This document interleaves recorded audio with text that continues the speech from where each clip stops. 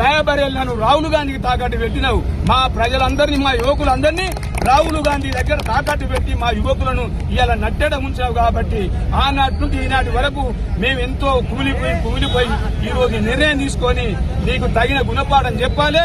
ఏదైతే 36,000 మెజార్టీ ఏ విధంగా మా కాంగ్రెస్ పార్టీ శ్రేణులందరూ కలిసి ఈ చెన్నూరు నియోజకవర్గ ప్రజలు ఈ రోజు మీకు ఇచ్చినటువంటి అంతకన్నా రెట్టింపు నిన్ను ఓడగొట్టకపోతే మేము కాంగ్రెస్ పార్టీ నుంచి వెళ్లిపోయి ఈరోజు తెలంగాణ భవన్ లో కేటీఆర్ సమక్షంలో భారీ రెట్టింపుతోటి నీకు తగిన గుణపాఠం చెప్తాం, రిటర్న్ గిఫ్ట్ ఇస్తామని కూడా ఈ పత్రిక మరోసారి ఎవ్వరు కూడా అన్యాయంగా భావించకూడదు. నేను పార్టీని మారడం లేకపోతే ఈ రోజు నేను మున్సిపల్ చైర్మన్ పదవికి పోతలేను.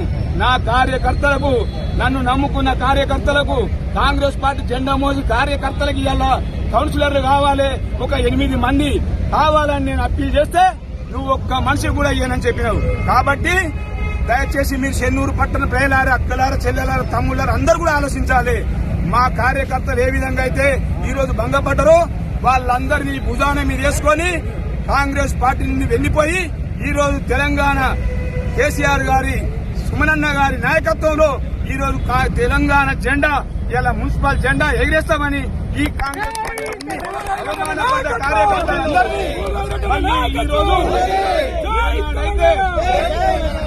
ఏనాడైతే నీ పక్షా నుండి చేయి గుర్తుకు ఓట్లేసి గెలిపించుకున్నావో ఈ రోజు నువ్వు చేసినటువంటి అన్యాయాన్ని, నువ్వు చేసినటువంటి అవమానాలను భరించలేక ఈ రోజు మన కారు గుర్తుకు ఓటేసి మేము ఇక్కడ మన తెలంగాణ జెండా ఎగిరేసే విధంగా నా కార్యకర్తలందరికీ నేను వెన్నంటి దన్నంటి ఉండి అండగా ఉంటానని నేను హామీ ఇస్తున్నా. జై తెలంగాణ.